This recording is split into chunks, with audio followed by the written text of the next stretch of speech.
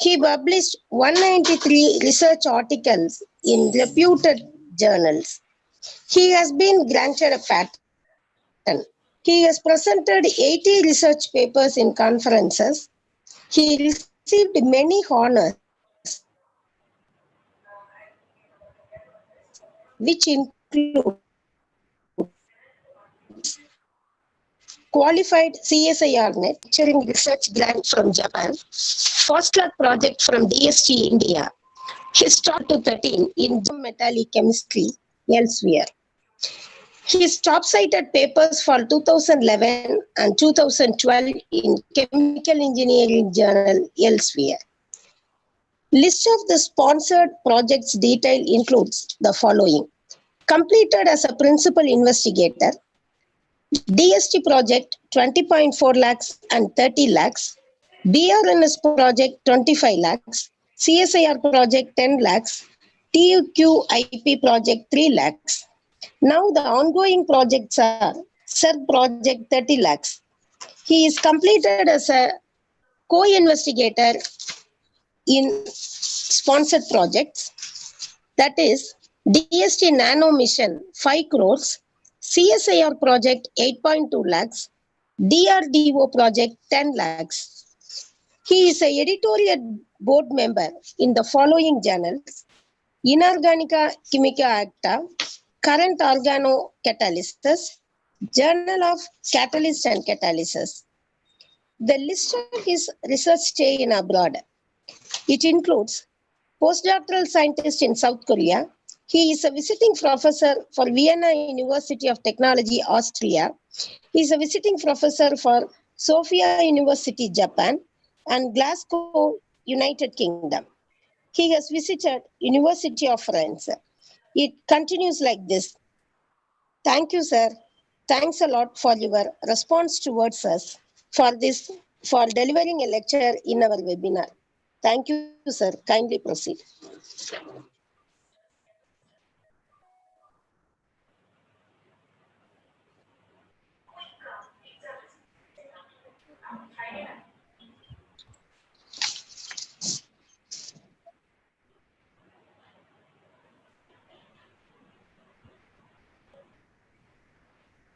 Madam, can you see my slides? Yes, sir. Yes, sir. Yeah. Okay. Yes, sir. Yes, sir. Yeah. It is visible. Yeah. Good afternoon, faculty members and other participants. Of course, good evening. I thank head of the department and also Dr. Meenakshi, Department of Chemistry, Meenakshi Government Arts College for Women, Madurai, for inviting me to deliver a talk in this webinar. So today I am going to talk about the use of ruthenium-arene compounds as anti-cancer agents. You see, the cancer is actually the uncontrolled abnormal growth of cell in one part of the body, and of course it will spread into the other parts of the body also. Just a minute, I just take, yeah.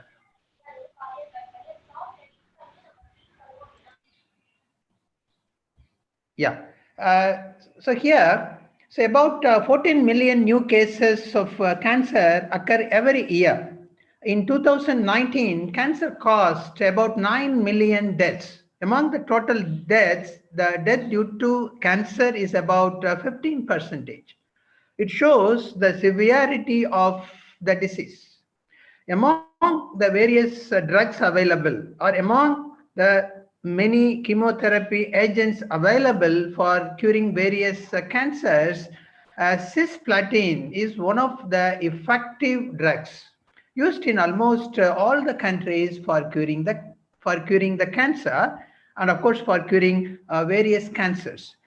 And the cisplatin was discovered in 1960s by Rosenberg, of course accidentally, and he did not make this compound intentionally, and he got this compound accidentally, and later it was found to be an effective anti-cancer agent. followed by the use of cisplatin as a drug against cancer. Many other platinum derivatives have been prepared. They are called as, cisplatin analogous compound like carboplatin and oxaliplatin. So all these compounds are effective chemotherapy agents against various cancers. So how these platinum-based drugs work against cancer? They bind with the base pairs of DNA that leads to cross-linking of DNA strands. Subsequently, it inhibits replication of DNA and transcription of RNA. So this is the expected mechanism for most of the platinum analogs.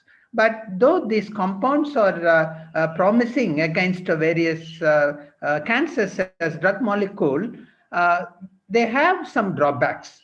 Like these compounds are not active against platinum-resistant tumor cells, and also they cause nephrotoxicity and neurotoxicity. Nephrotoxicity means that they cause kidney damage. Neurotoxicity means they cause nervous disorder. So due to the severe drawbacks that these platinum-based drug molecules possess, now the scientists are searching for the other metallo-based drug molecules. And among the other metallo-based drug molecules, or among the other coordination or organometallic compounds as drug molecules, metal arenes found its own importance. Because the reason I have given it here, the structural diversity of the metal arenes. Structural diversity means that we have many possibilities for tuning the electronic property of the metal. So the electronic environment or electronic property of the metal is very important, that has no major role in the activity of the particular compound, right? It means that you can tune the arenes or you can tune other ligands so that the electronic property of the metal ion can be varied.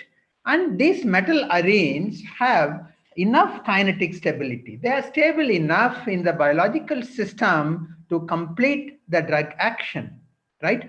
And the metal ions in metal arenes have variable oxidation states. It means that the arene moieties present in these compounds stabilize various oxidation states of the metal.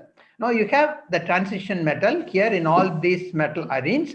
The transition metal present in these compounds undergo or changes from one oxidation to the other oxidation state during the action of drug, right? So these oxidation states are accessible. It means it can easily go from one oxidation state to other oxidation state, and these arene moieties can stabilize almost all possible oxidation states of the metal ion in the metal arene compounds. And then more importantly, these arene moieties provide more lipophilic character to the compound. And I feel this is very, very important because the cell walls, any cell has wall, the cell walls are made up of lipids, right? So these compounds can enter into the cells. First, these compounds should enter, then only it can do the drug action. So these compounds can easily enter into the cells because of the lipophilic character of the arenes, right? It can, it can pass through the lipids and get inside the cell, and it can do the drug action. Then redox properties of the metal cation that I have already explained with respect to the oxidation state. And these molecules have ability to bind the biological targets, or with respect to the cancer, these molecules can easily bind with the chemotherapy targets. Particularly the DNA, protein, they are all known as chemotherapy, the targets of any chemotherapy agent. So these molecules were found to interact strongly with these chemotherapy targets. And then the possibility of rational ligand design in order to control the properties of the complexes. You just look at here. This compound is, all of you know, this is a sandwich compound. The other three compounds are called as bent sandwich compounds because the two arene moieties, they're bent. to accommodate other ligands like these chloride ligands and here beta diketone ligands. You can use other ligands also. So any kind of ligand can be used here in addition to the ARENE moiety. So the ligands that we choose, that will give the required property to the metal so that it can easily go to the cancer cell and do the drug action, right? So we can do the design of the metal arenes in such a way that it will be very active against cancer cells. And you see here, among various metal arenes that have been tried as drug molecules against various cancer cells, ruthenium-arene, that has a very, very important, or it has very, a lot of importance in this field.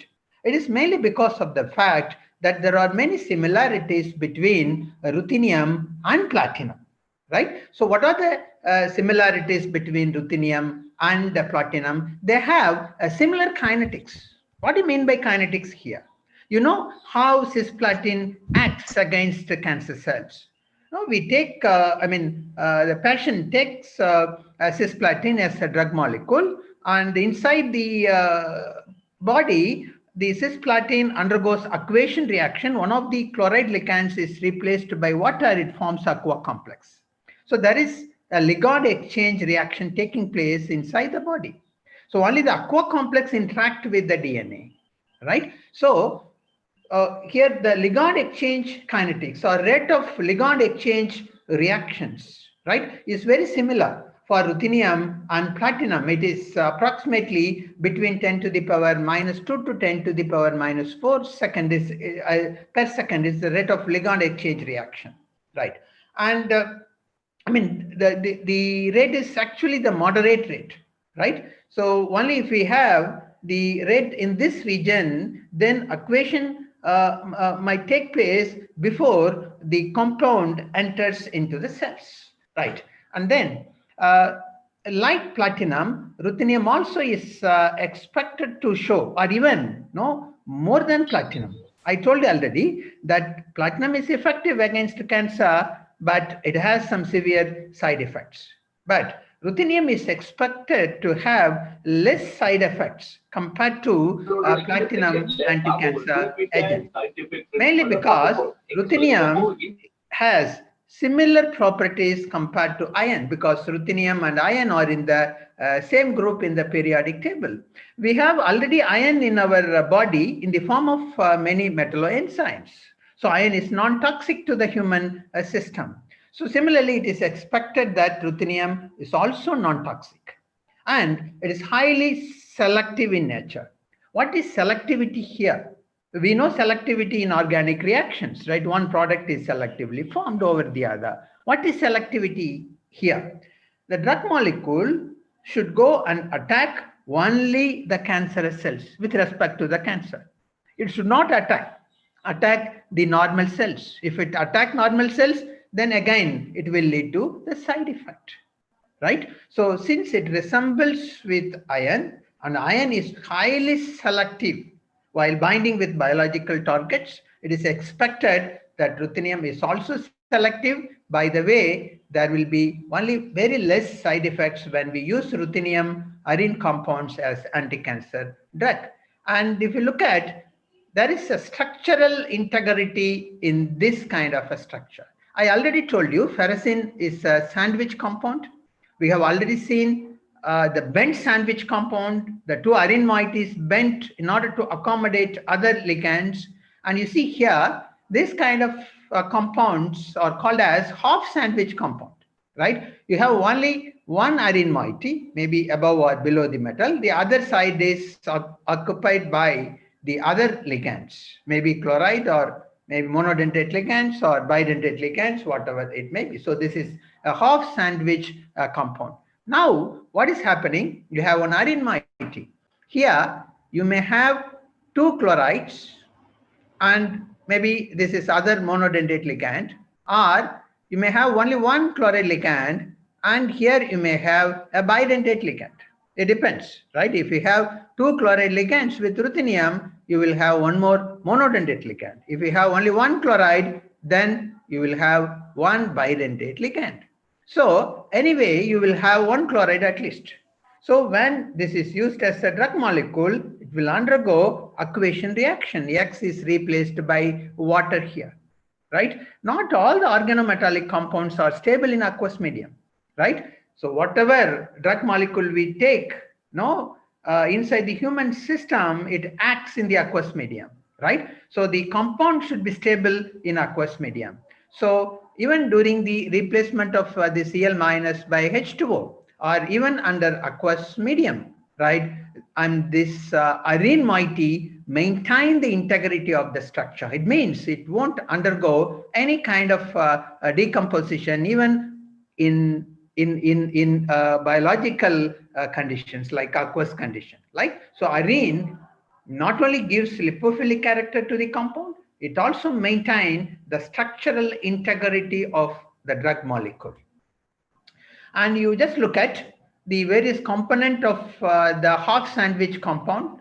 So this is ruthenium-arene. Of course, since we have only one ARENE moiety, this is called as a half sandwich compound. So this is ARENE moiety. This provides lipophilic character to the compound. And here, maybe both X and Y are chloroligand, or if only X is chloroligand, then YZ is the bidentate ligand, whatever it may be. And here you have another group. This synergistically act along with the remaining part of the compound, right, to inhibit the growth of the cancer cell. And this is the linker that links this ARENE moiety with this R group. I mean, to enhance the activity of the metal ARENE, the R is added to the ARENE moiety just to tune the electronic property of the metal. And this is the evolution of ruthenium-arenes. This is maybe the history of ruthenium compounds as anti-cancer agents. You look at the first ruthenium compound used as drug molecule against cancer cells is ruthenium-amine compounds. So initially, cationic ruthenium-amine compounds were tried, and later, in 1960s and 70s, these ruthenium-amine compounds occupied the anti-cancer studies of ruthenium compounds, right? In 80s and 90s, if you look at, this field was occupied by ruthenium benzimidazole and ruthenium imidazole compounds. And of course, these compounds did not come into the clinical trial, whereas this ruthenium benzimidazole and ruthenium imidazole organometallic compounds, some of these compounds have, are in phase 2 clinical trial, and some of the compounds have already passed a phase 1 clinical trial. So they are progressing well, as drug molecules. And from 2000, it is an era of ruthenium-arene, right? You see, various ruthenium-arene compounds have been used as anti-cancer agents, and they're very promising. And some of these compounds are already in clinical trials. You just look at this compound. This is very important for us, because whatever work we have done, we have just modified this structure, right? So we have, this is a para-cymene, right? This is an arene. We have 2 chloride ligands. Since we have 2 chloride ligands, we have one more monodentate ligand, right? So this is triaza-adamanta-phosphane ligand. It's a phosphane ligand, right? This is like adamantane structure. So you have 3 nitrogen triaza-adamantane phosphane structure, right? And here I will, I will tell that later. So here we have compared various ruthenium drugs along with the cisplatin.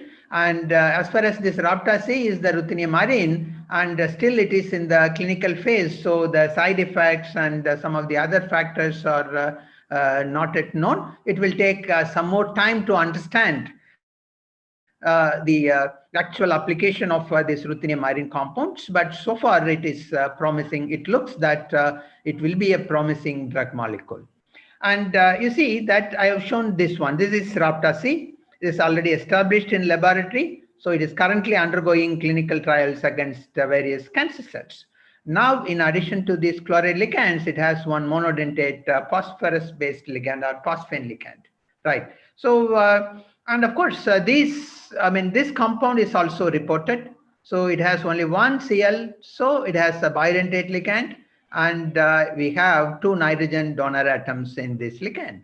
So a phosphorus donor is reported, and nitrogen donor is reported, and these compounds have found to be good drug molecules against cancer. But we want to change these ligands, right? We want to substitute this phosphorus-based or nitrogen-based ligands by a sulfur donor ligand system. Because if you look at the literature, the many of the drug molecules, they contain sulfur, or otherwise normally the sulfur containing compounds are expected to exhibit very good biological properties. So with this motivation, we have used acyl-thiourea, thiosemicarbazone, and guanidine ligands. So we wanted to have these ligands instead of phosphorus-based or nitrogen-based ligands in this half-sandwich ruthenium-arene compounds. So not only these sulfur-based ligands itself possess activity, right? And these compounds, sulfur-based compounds, can be easily prepared in high yield from very cheap starting material. So it is very economical to make. Right, and here you see that this is acyl-thiourea ligand. This is simply urea, CsNH2, NH2, and one of the NH groups contain acyl moiety. So this is acyl-thiourea. Very simple. This is very old molecule. This is not a new ligand. No, this compound was reported in I think in 1850s, right? But as ligand, it was used only after 1980. So we have utilized this ligand here. When this acyl-thiourea was reacted with ruthenium-arenes dimer, this is a very versatile organometallic compound, right? To prepare particularly the half sandwich compounds like this. We have obtained a half sandwich compound like this, where we have p-cymene moiety, this arene, we have 2 chloride, and this acyl-thiourea is coordinated to ruthenium via sulfur. No, as this is a neutral monodentate ligand. This is a very interesting coordination mode of acyl-thiourea. So even in the presence of oxygen and 2 nitrogen donor atoms, only sulfur was coordinated to the ruthenium, right? Even this did not act as a bidentate ligand. It was very surprising for us, but of course, we have characterized these compounds by spectroscopic method as well as by single crystal XRD method. I will show the structure later. Right. Now, we have employed these compounds as anti-cancer drugs. Before we apply this as a drug against cancer cells, before we treat these compounds along with the cancer cells to know whether this inhibits the growth of the cancer cells, we have to do some preliminary studies. So we have to check whether these molecules interact or these molecules bind with the targets of chemotherapy agents. I told you DNA and protein are the important targets of any chemotherapy agents. So we have studied the interaction of these half sandwich ruthenium compounds with calf thymus DNA. So we have utilized different spectroscopic techniques like visible spectroscopy and fluorescence spectroscopy to understand the interaction between these compounds and ctDNA. You know here, so yeah, I'll come to that later. So you just see here, and this is the visible spectrum of one of the complexes. We have prepared 4 complexes here, right? You can change this R moiety. This may be phenyl, this one. The R may be some methyl substituted phenyl, this one. This R may be benzyl. This R may be a noctyl, right? So we have prepared 4 different half sandwich compounds by varying this R group. I have taken the 4th one, that is the R is equal to noctyl, and its UV visible spectrum is the top one. So when the calf-thymus DNA is added to the complex, you see there is a hypochromosome with a slight bluish, with slight redshift. Redshift is not significant here, very slight redshift, but you see very significant hypochromosome. There's a reduction in the intensity of absorbance when ctDNA is added to the compound. So this clearly shows there is an interaction, but if there is no interaction, definitely the DNA will not influence the U visible spectrum of the complex. It influences, it indicates that there is an interaction between them.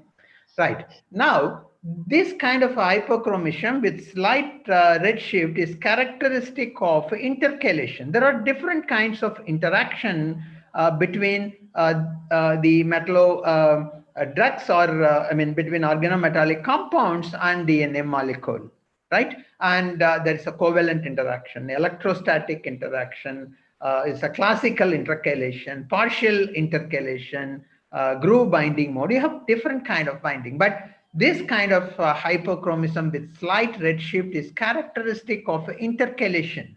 It means that the ruthenium-arene compounds intercalate. It is getting slided into the DNA base pairs. It intercalates, right? It interacts in such a way, right? Now, this spectral data is plotted like this, right? And DNA, this is concentration of DNA, right? And this is the epsilon, this apparent extinction coefficient. This you can find out from Beer-Lambert's law. A is equal to epsilon Cl. You can find out epsilon if you know the concentration of the complex. This epsilon F, it is actually the molar extinction coefficient of the free complex. Okay. Now, from the ratio of slope to intercept, we can find out, or the ratio of slope and intercept gives the binding constant values, right? To what extent or the magnitude of binding of the complexes with the DNA can be found from this binding constant values, right? And actually, the binding constant values are in the order of 10 to the power 4 per mole, right? And this is another technique of fluorescent spectroscopy. The complex is not fluorescent. It is not exhibiting any emission. And ctDNA itself is also not fluorescent. Even when you mix complex and DNA, again, it is not fluorescent. Right? So we cannot study the interaction by using fluorescence spectroscopy directly. So here, this ethidium bromide displacement study is very useful. It means the DNA is treated with ethidium bromide. Ethidium bromide is a classical intercalator. When DNA mixed with ethidium bromide, this DNA ethidium bromide mixture is fluorescent. Right, so that is what given here. The high fluorescent intensity, that is due to the DNA ethidium bromide mixture. So we have DNA ethidium bromide mixture. Now you are adding the complex or compound from the burette. So when the compound is added to the DNA ethidium bromide mixture, the compound replaces ethidium bromide from DNA. Because of that, the fluorescence intensity decreases slowly, right? So now the ethidium bromide, the place of ethidium bromide is occupied by the complexes slowly, right? So that the fluorescence intensity decreases gradually. It indicates that these compounds or ruthenium-arene compounds intercalate into the base pairs of DNA. So that is the proof. So this spectral data is again plotted like this, right? So this F0 is the fluorescence intensity in the absence of the complex. This is fluorescence intensity in the presence of the complex by using Stern-Welmer equation, right from the slope. Our slope of this straight line gives you the quenching constant values, right? KQ values. And that from that we can understand the magnitude of quenching, right? So the magnitude of binding with DNA or magnitude of quenching, it is more for complex 4. I already told you complex 4 contains naphthyl group. When there is a naphthyl group, it binds strongly with the DNA, and it also quenches the fluorescence of DNA ethidium bromide mixture. So it again indicates that it interacts strongly with DNA. In addition to these two spectroscopic techniques, we can also understand the interaction of the complexes with DNA by means of viscosity measurements, right? So when there is an intercalation, the viscosity of DNA increases. So this is the viscosity of DNA, right? So when there is no interaction, the viscosity of DNA should not increase. It should be like this. But when you add a complex and the viscosity of DNA increases, because during the intercalation of the compound with, with the DNA helix is lengthened. When it is lengthened, the viscosity of DNA increases. So increase in the viscosity of DNA on adding the complexes indicates that complex intercalates with DNA. So these are the proofs that these compounds intercalate or interact with calf thymus DNA. So it means that these compounds may be the possible anti-cancer agent, since it interacts with one of the important targets of chemotherapy agents, right? And here you see, again, this is the DNA, plasmid DNA. In the absence of the complex, there is no complex here. But here is a complex 1 is added, complex 2, complex 3, this is a complex 4 with naphthyl group. You see, this is the result of gel electrophoresis. I mean, when you have only one, like spot, this is only supercoiled DNA. It does not move, right? But no, when it is interacted with the complexes, or the complexes convert some of the supercoiled DNA into night circular DNA. So other form of DNA is formed. So that, these two forms of DNA, they have different mobility in gel electrophoresis, right? So in presence of the complexes or in the complexes that are added to DNA cleave the supercoiled DNA or convert the supercoiled DNA to another form of night circular DNA. So it clearly shows that there is a strong interaction between DNA and these ruthenium-arene compounds containing acyl-thiourea. And then we have also studied the binding of these compounds with protein. So why we have to study protein binding? The important reason is that most of the drug molecules are transported in the human system by binding with the proteins present in the blood, right? Drug molecules bind with the proteins in the blood, and then through the bloodstream, it is transported to all the cells of the body, right? So for the efficient transportation of the drug molecules, it is expected that these compounds should bind with the protein.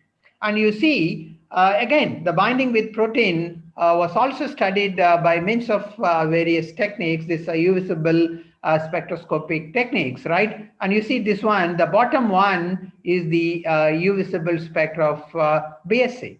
And when complexes are added 1, 2, 3, or 4, and there is an increase in the intensity of absorption, right? So it means that there is an interaction between these two, right? And fine. And this is the fluorescence spectroscopic technique, right? And BSA itself is fluorescent, has fluorescence property. You need not add anything. Like DNA is not fluorescent, so ethidium bromide is added. Only after adding ethidium bromide, it showed fluorescence. But here, the BSA itself has its bovine serum albumin protein. It itself has fluorescent. It is fluorescent in nature. Now, when I add a compound here, the compound 4 is added. It is titrated. So it is slowly added to the protein BSA. And you see the fluorescence property of, or the fluorescence of BSA is quenched, or emission of BSA is quenched. Very interesting. It is because of the interaction of the ruthenium-arene moiety with the BSA. If there is no interaction, definitely there should not be any change in the fluorescence intensity of BSA. But it is quenched, the intensity comes down gradually. It shows there is a strong interaction between these compounds and BSA protein. And again, by using a Stern-Walmer plot, these spectral data are converted into Stern-Walmer plot. From the slope, we can determine the quenching constant for each of the compounds we have used in this study. Right. And now, the fluorescence of BSA protein is due to two different amino acid residues. Fluorescence is due to tryptophan and tyrosine residue present in this BSA protein. Now, anyway, the fluorescence intensity decreases on the addition of the compound. It shows it interacts. Now, we want to know whether the compound interacts with tryptophan or with tyrosine residue, right? And here, when you keep this delta lambda is equal to 15, delta lambda means the difference between excitation and emission wavelength. This is the emission wavelength. For example, here it is about 340 nanometer is the emission wavelength, right? So we also excite by using certain wavelength of radiation. If the difference is 15, then that emission is due to tryptophan residue. If this delta lambda is 60 nanometer, then the emission is due to tyrosine residue, right? So this is called as synchronous fluorescence spectroscopic technique. When you have maintained this delta lambda value, we have found there's a quenching of fluorescence. It means compound interacted with tryptophan residue. And again, when we have maintained delta lambda is equal to 60 nanometer, again we have found quenching of the fluorescence. It means the compound also interacted with tyrosine residue. It means the quenching of fluorescence of BSA by the compound is due to interaction of the compound with both the microenvironments of tryptophan and tyrosine residue, right? So we found that these compounds interact with DNA as well as protein.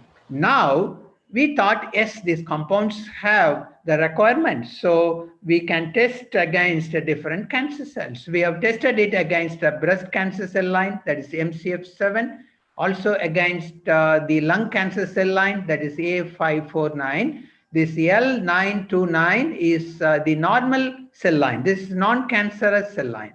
If you look at, these are all IC50 values. It means, IC50 means half maximal inhibitory concentration. The unit for these values is micromolar.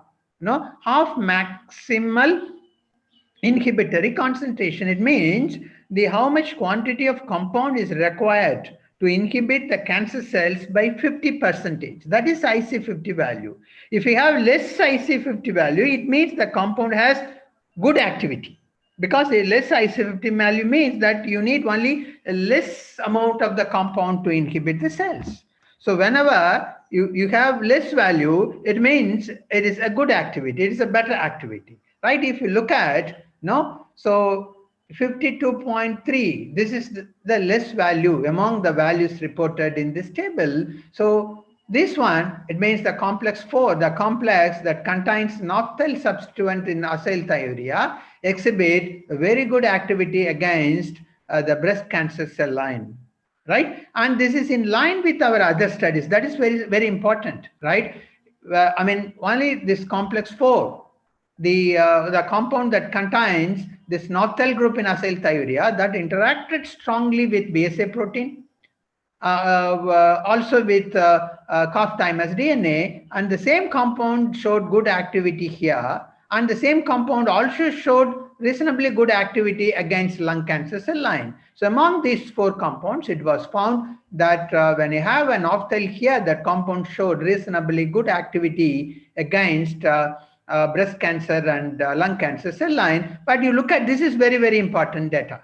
So against normal cell, all these compounds have very, very high IC50 values. It means these compounds are active only against cancer cells. They are not acting against normal cells. it means this will lead to very, very less side effect, because there is a purpose of developing ruthenium compounds, because already platinum compounds showed very severe side effects, right? Again, these compounds did not affect the normal cell lines. So these compounds are expected to possess less side effects and very good activity against cancer cell lines, right? Now, we have made a very slight modification in the structure of this ruthenium-arene compound. Previously, we had ruthenium para-cymene. You just look at the structure, you have a para-cymene.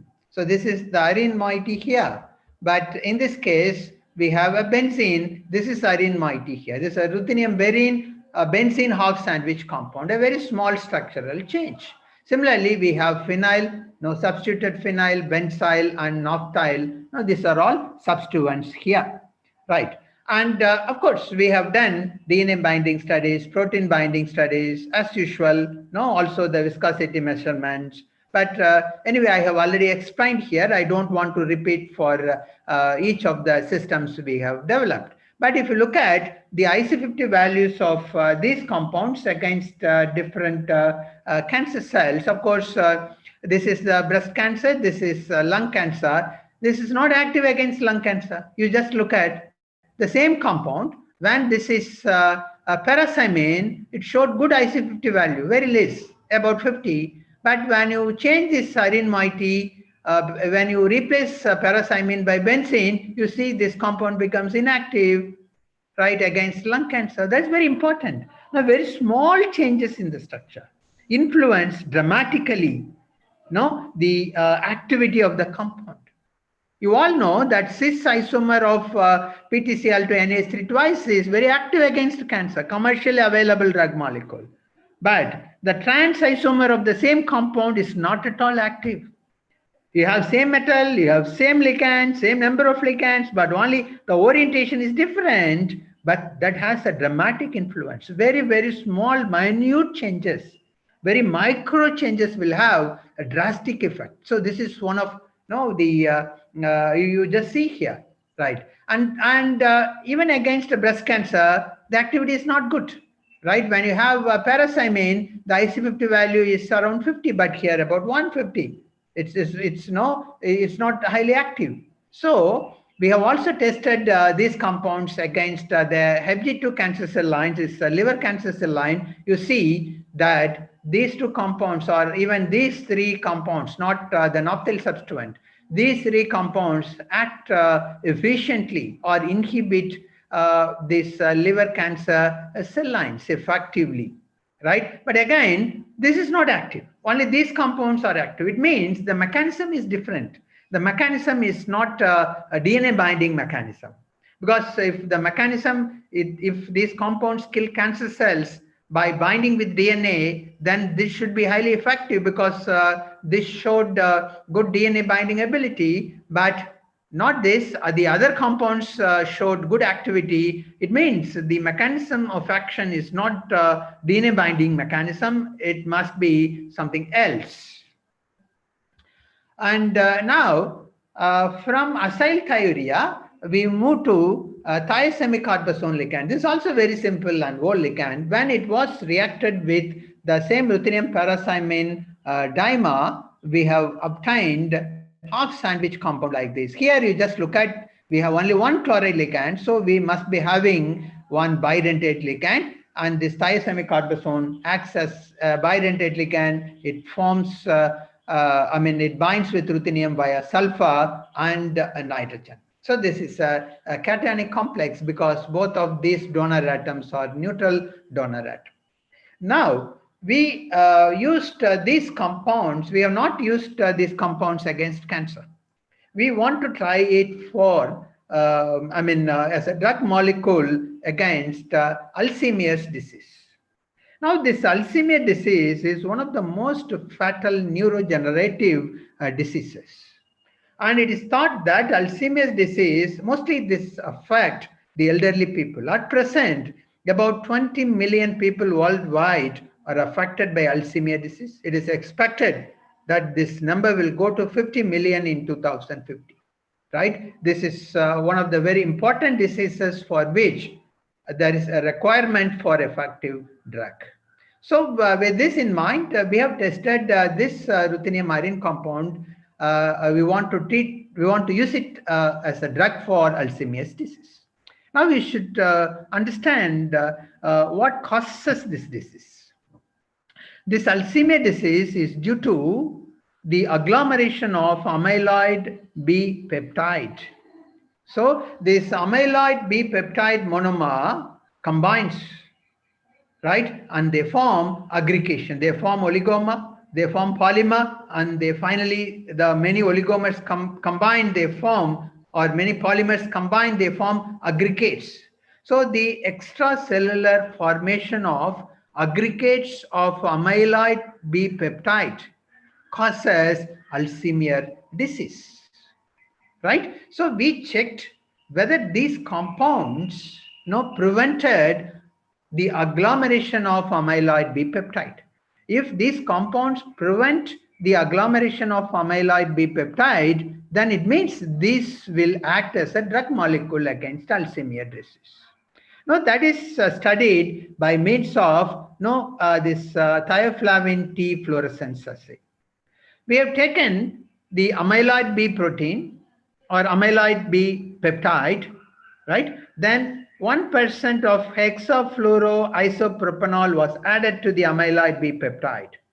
This hexafluoroisopropanol induces aggregation of this amyloid B. So artificially it is induced, right? Otherwise it will take long time because we have to carry out experiment within certain time. So to induce agglomeration of amyloid B peptide, this hexafluoroisopropanol is added. Then aggregation starts. So within 30 minutes, considerable aggregation takes place. What happens?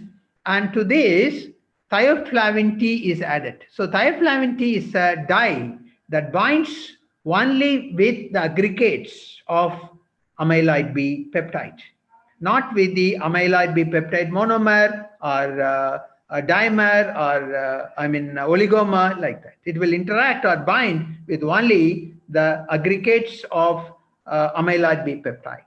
So now the amyloid B is aggregated because we have induced aggregation by means of adding hexafluoroisopropanol, and now thioflavin T was added. Now this thioflavin T dye binds with the aggregate, and that aggregate exhibits very high fluorescence. This is the intensity of the fluorescence, right? Now we have taken this amyloid B peptide, and this hexafluoroisopropanol was added to induce, and now these complexes were also added, right? So when I add this compound, the aggregation was prevented. You see that, in the presence of complex, the fluorescence intensity is only this much. It means the aggregation did not take place as expected. Whereas if you don't have complex, there is more aggregation, and the thioflavin T binds with the aggregates and it shows high fluorescence intensity.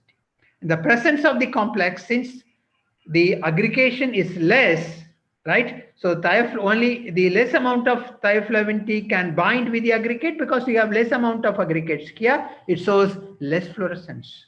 It indicated that these ruthenium-arene compounds prevented the aggregation of amyloid B peptide. It means these can be used as a drug molecule because if it prevents the aggregation of amyloid B peptide, then the Alzheimer's disease is due to extracellular aggregation of amyloid B protein. If this can prevent the aggregation, then definitely these compounds have the possibility to act as a drug molecule against the amyloid B, against Alzheimer's disease. It's a very similar experiment here. In the absence of complex, we have aggregation, and the aggregates have high turbidity.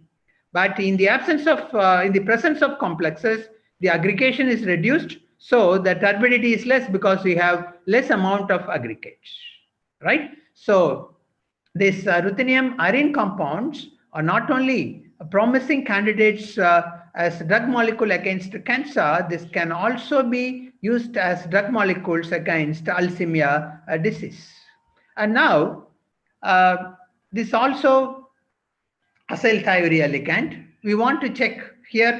We have prepared ruthenium-arene compounds containing thiosemicarbazone, and we tested the possibility of using these compounds as drug molecules against Alzheimer's disease.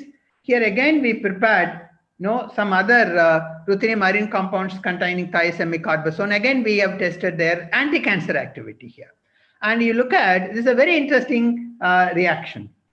So I just take another 5 to 10 minutes, then we will have discussion. So you just see if this group is, if R is hydrogen, now see here, this mononuclear complex is formed. If this R is methyl group, you see the dinuclear complex is exclusively formed. We thought that the mixture is formed, but not actually. When R is hydrogen, this mononuclear compound is exclusively formed. If R is equal to methyl, this binuclear compound is exclusively formed. Again, very interesting, a very small difference in the you have NH2, you have NH methyl, that's all. But you see a very significant difference in the structure of the complexes formed. We have solved the structure of both of these compounds. What might be the reason for this? Now, this was studied by means of DFT studies. This is the mononuclear complex when R is equal to H. This did not form, but actually it forms and then dimerize. And this is the mononuclear structure when R is equal to CH3. Now, initially mononuclear complex is formed and then they are getting dimerized. When this R is equal to H, it requires very high energy to form a dimer. When R is equal to methyl, it requires less energy to form a dimer. So this is more feasible. But this energy, since the energy is higher for the dimerization of this one, this stops in the mononuclear stage.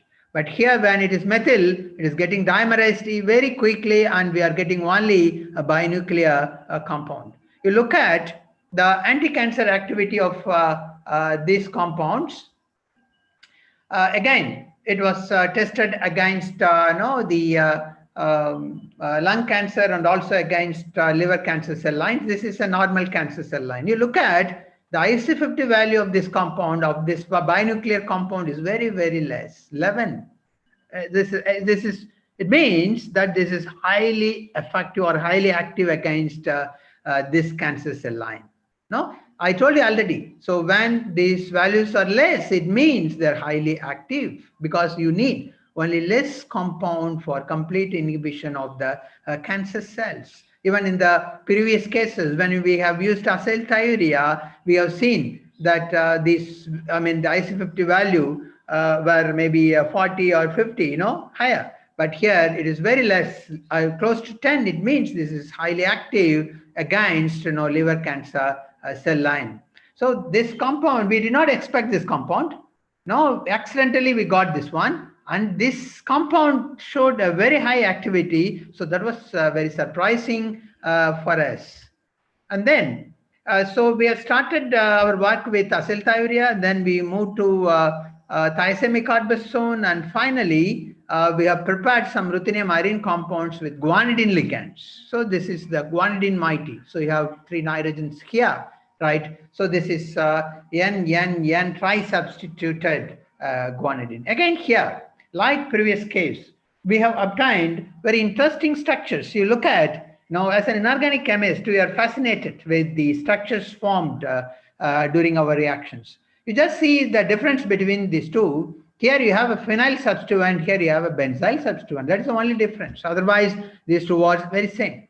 When you have a phenyl substituent, you see the 2 nitrogens, they form bond with the metal, and this kind of compound was formed, right? When the phenyl is replaced by benzyl, what is the difference? You have only 1 CH2 between extra, right? Now you see the coordination mode is significantly changed. And the guanidine binds with ruthenium via nitrogen and oxygen donor atoms instead of 2 nitrogen donor atoms. Here, there is a formation of 4-membered ring. Here, there is a formation of 6-membered ring. So, I mean, the coordination, the mode of coordination changes when there is a small change in the substituent. And again here, and of course, here in the acyl part, you have this, you have a thiophene moiety, but you have a phenyl moiety here. But you have benzyl group again, and again, this guanidine derivative also showed this kind of coordination with ruthenium. You just look at, this is compound 1, compound 2, compound 3, 1, 2, 3, right? This compound 2, this one, right, exhibited very good activity because it showed very less IC50 value against liver cancer cell line HepG2, right? So see here, this is 1. You see the value, the IC50 value is greater than 250. I mean, it is almost inactive, but this is highly active. So see, you have same metal, same ligand, but the coordination mode of the ligand influences the activity of the compounds. Very surprising and very interesting also. Here, again, no, I told you already, we have changed the para-cymene, we have replaced para-cymene by benzene here also to see the effect of the ARENE. Again, when you have the phenyl substituent on the nitrogen and the oxygen, they bind with ruthenium. When you have the phenyl substituent here, this nitrogen and nitrogen binds. But when there is a benzene, right? And here, when you have a para-cymene, only these 2 nitrogens bind. But if you have a benzene as ARENE, and this showed both the kind of coordination behavior. These 2 nitrogen binds, as well as this oxygen and nitrogen also bind with the ruthenium. We have obtained a very interesting binuclear compound, right? So here, this is compound 4, 5, 6, and this is 7. And you look at this compound 7, right? This one showed a very good activity against liver cancer. This, the zero cell line, this is a normal cell line. So here this compound 7 is active against liver cancer, but this is not active against normal cancer. It means this will affect only cancer cells, not the normal cells. It means it is expected to have very less side effect.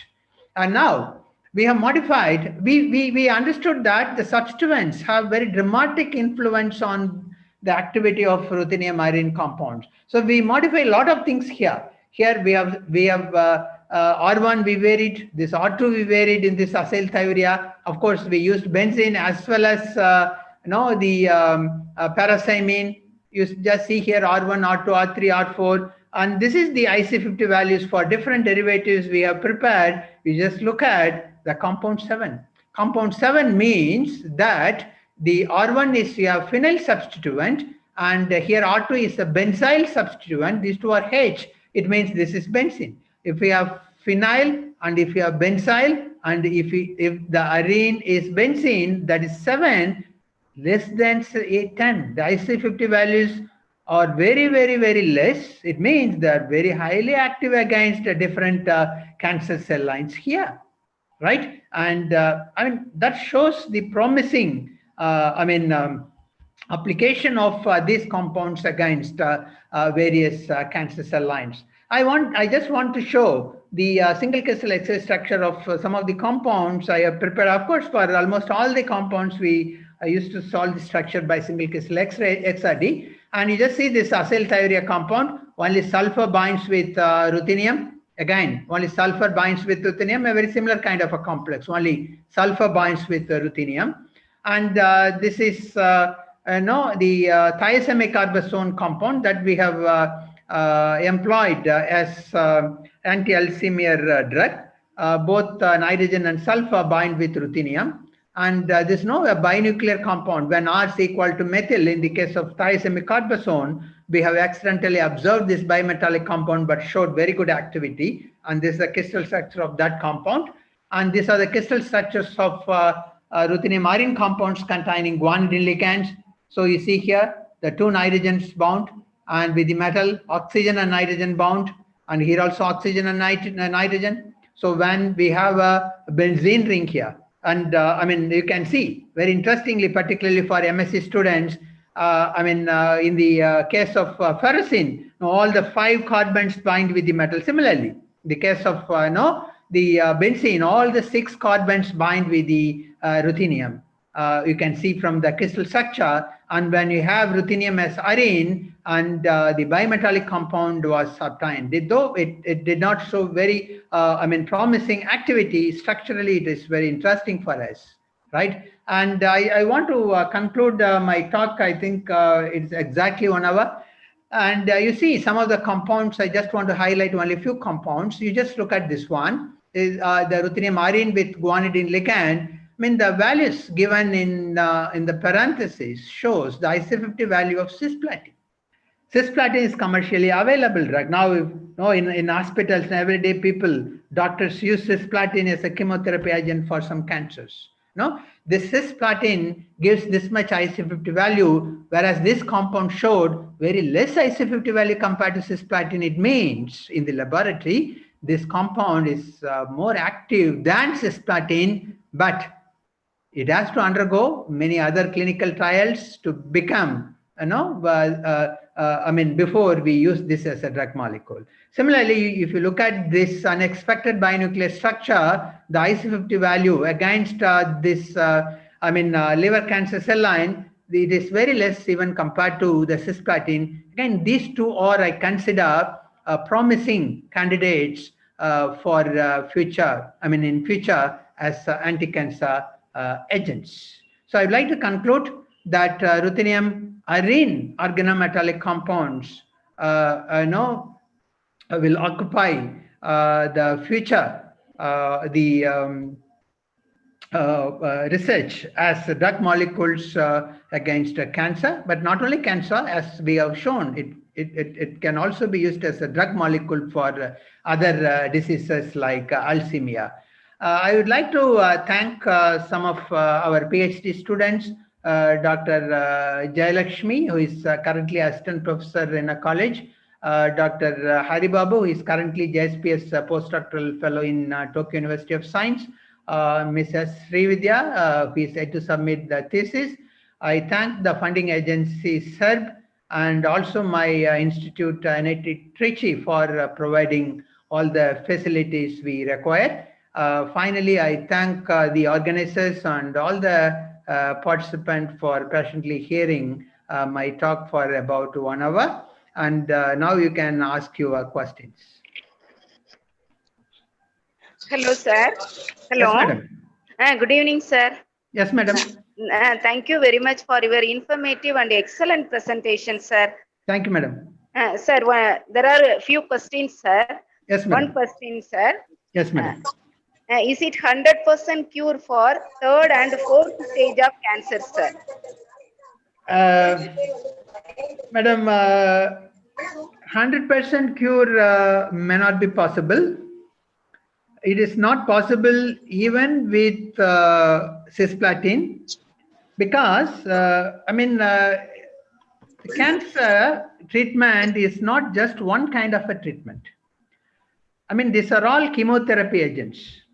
Before and after chemotherapy, doctors used to give a radiation treatment and other treatments. So using only these drugs or these molecules, 100% cure is not possible. But when this chemotherapy treatment, when it is combined with other treatments like radiation, then 100% cure is maybe possible. Thank you, sir. Yes, madam. Thank you. Another question: is this substance naturally present as phytochemicals in plants? No. Yes. Thank All you, these sir. are synthetic Sir, compounds. sir, good Yes, evening, sir. sir. Yes, sir. Yes, sir. Hello.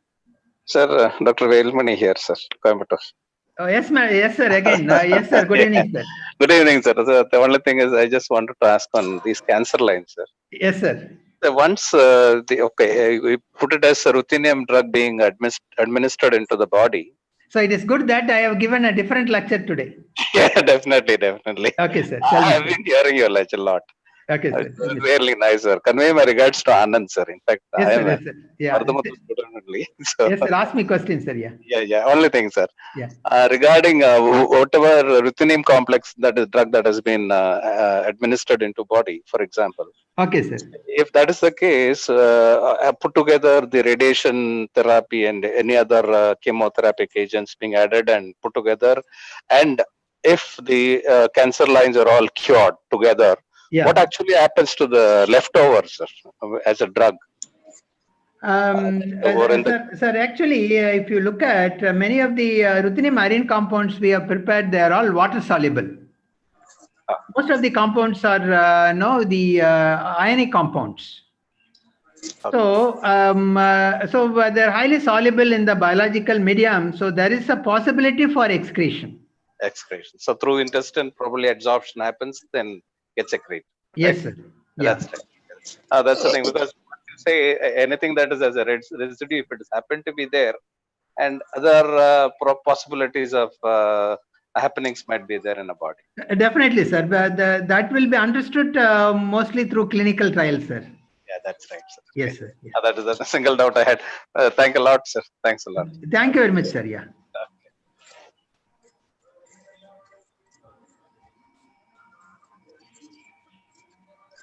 Now it is the time for vote of thanks. It is my honor and privilege to propose the vote of thanks on behalf of Sri Meenakshi Government Arts College for Women, Madurai, Department of Chemistry, in the memorable occasion. Let me first of all start by giving glory to the Almighty God for making today's occasion a resounding success. First and foremost, I thank our resource person, Professor Dr. R. Karvembu sir, who despite his busy schedule has found time to grace this occasion. Your talk is very excellent, sir.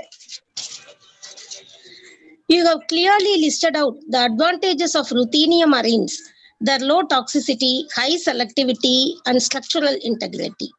You have also explained how the pharmacological properties can be varied in the ruthenium complexes and the evaluation of the ruthenium-arenes and the comparison of the cisplatin with the ruthenium-arene complexes. You have also explained various substituted ruthenium-arene complexes which have anti-cancer activities. This session is very useful session and it is thankful you too, sir. I want to express my personal thanks to him for his immediate acceptance for our invitation. Thanks a lot, sir. I would like to convey my sincere thanks to all the resource persons of this day for sharing their knowledge with the student and the teaching community. I thank our principal madam, Dr. S. Vanadi, for her constant support in all our endeavors. I extend my gratitude to our beloved HOD madam, Dr. J. Arulmoli, for her valuable contribution, guidance, and encouragement in all our efforts. My heartfelt thanks to Dr. Umamadi madam and Dr. P. Shanti madam for their constant support to me to conduct the program successfully. I thank all the participants present here for accepting our invitation and make this webinar a grand success. I thank all my friends for their cooperation in making this function very successful. Once again, I thank you all for your attention. Thank you, sir. Thank you. Sir, now you can quit, sir. Sir, thank you, madam. Thank you, sir. Sir, thank you.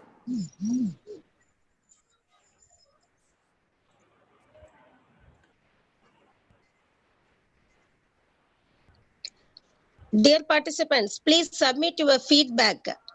You can get your certificates today or tomorrow. Madam, feedback form link lock போட்டுட்டேன் sir. இல்ல open Feedback பண்ணனும். link. Response இல்ல open பண்ணனுமா? பண்ணிடுறேன் sir. இந்த பண்ணிடுறேன். Okay, thank you sir. Thank you ma'am. Thanks everybody. Back away. Thank you. Feedback.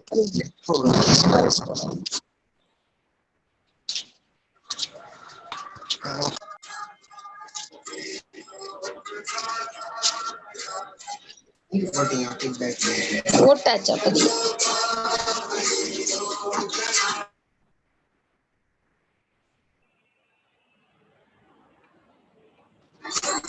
Participants, please